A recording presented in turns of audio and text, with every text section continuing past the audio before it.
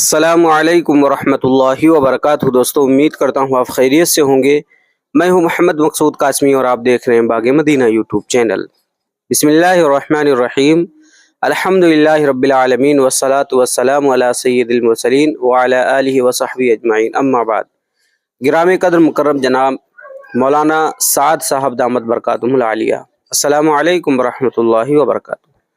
उम्मीद है कि मिजाज गिरामी बाआफियत होंगे। बंदे का आपसे जो ताल्लुक़ है उसकी बिना पर वक्तन फ़वक्तन आपसे मुख्तलिफ मसाइल पर मुकातबत करता रहा है, लेकिन इस वक्त ये मकतूब इरसाल करने की वजह यह है कि मेरे पास बाज़ दोस्तों ने आपकी कुछ तकरीरें सौती शक्ल में भी और तहरीरी शक्ल में भी भेजी हैं, जिनमें जनाब ने मेरी तरफ ये बात मंसूब फरमाई है कि इनफरादी दावत हर मुसलमान के ज़िम्मे फ़र्ज़ आइन है। ये बात आपके मुतअद्दिद बयानात में फरमाई गई है और फिर इरशादात अकाबिर के नाम से 27 ता 30 जनवरी 2024 के सेमाही जोड़ के मौके पर आपके एक बयान को शाये भी किया गया है। इसमें ये अल्फाज शाये हुए हैं, हज़रत मुफ्ती तकी उस्मानी साहब दामत बरकातुहुल आलिया को अल्लाह उम्र के साथ सेहत के साथ उनका साया ता देर कायम रहे। उन्होंने तो बहुत अच्छी बात कह दी, क्यों ख्वाह मख्वाह झगड़ रहे हो कि तबलीग के दो रुख हैं, एक इज्तिमाई एक इनफरादी, एक फ़र्ज़ ऐन है एक फ़र्ज़ किफ़ाया है। फ़र्ज़ ऐन इनफरादी दावत है कि हर मुसलमान ख़ुद अपनी ज़ात से दूसरे को दावत दे। मुफ्ती तकी उस्मानी वो फरमाते हैं कि दावत इनफरादी दावत हर फ़र्द के ज़िम्मे फ़र्ज़ ऐन है। इक़्तिबास अज़ बयान तारीख़ 13/5/2023 बाद फज्र। और मैं समझता हूँ कि इसी रिवायत की वजह से मन रआ मुनकरन फल्युग़य्यिरहु बियदिही। मुफ्ती तकी उस्मानी फरमाते हैं कि इनफरादी दावत देना हर मोमिन के ज़िम्मे फ़र्ज़ ऐन है। उन्होंने बात साफ़ कर दी कि दावत फ़र्ज़ किफ़ाया नहीं। हज़रत फरमाते हैं कि अल्लाह जज़ा खैर अता फ़रमाए।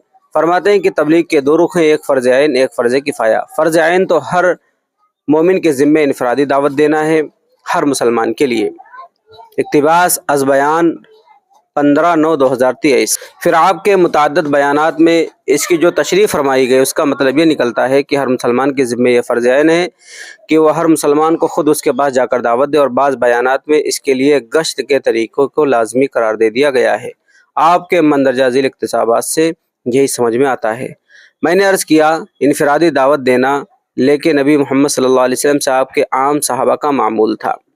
आम सहाबा का मामूल था एक एक को लेकर बैठना, एक एक के पास खुद चल कर जाना, एक एक के पास खुद चल कर जाना, एक एक को लेकर बैठना। इक़्तिबास अज़ बयान 8/19/2019 बाद फज्र।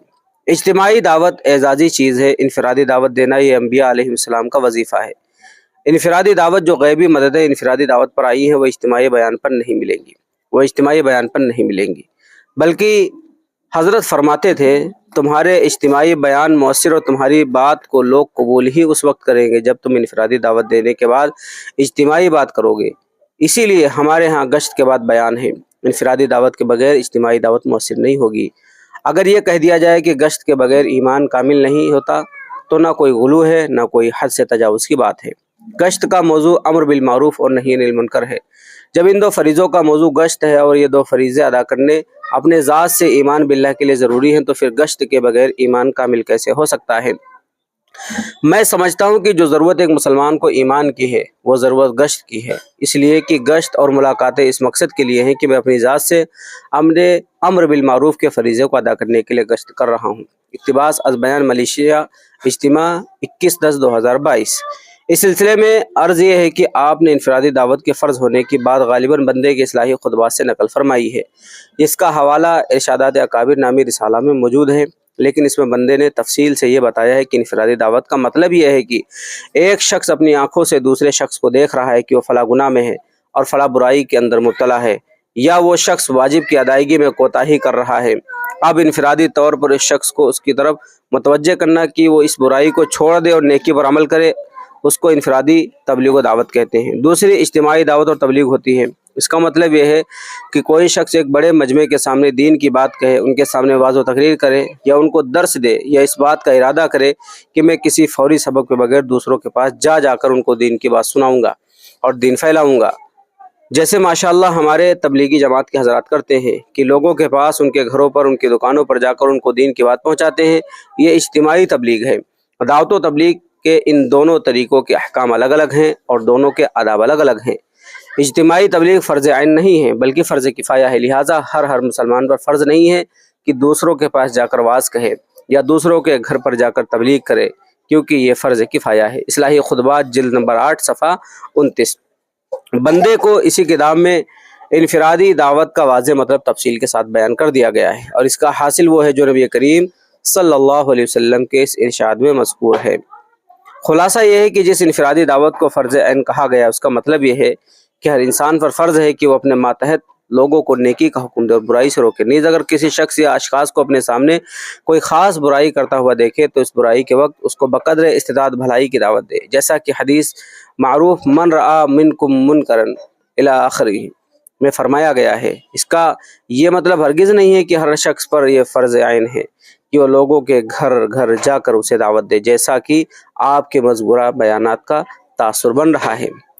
یوں بھی اگر کسی خاص عمل کو فرض عین قرار دیا جائے تو اول تو یہ ایک فقہی مسئلہ ہے، اس کے لیے ضروری ہے کہ قرآن و سنت اور فقہائے امت کے اقوال کی روشنی میں اس کو ثابت کیا جائے، اور موجودہ دور میں ضروری ہے کہ اس کے بارے میں مفتیان اکرام کوئی فتویٰ دیں۔ عام وعظ و تقریر میں کسی چیز کو فرض عین قرار دینا کسی طرح بھی صحیح طرز عمل نہیں ہے۔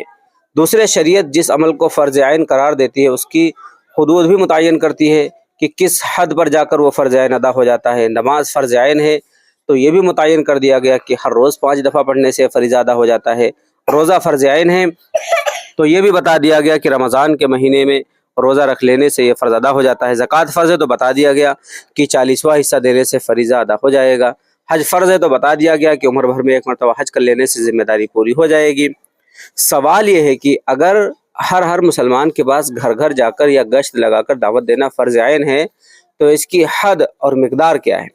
کتنے لوگوں کو دعوت دینے سے فرض ادا ہوگا؟ کتنی مرتبہ گشت کرنے سے ذمہ داری پوری ہوگی؟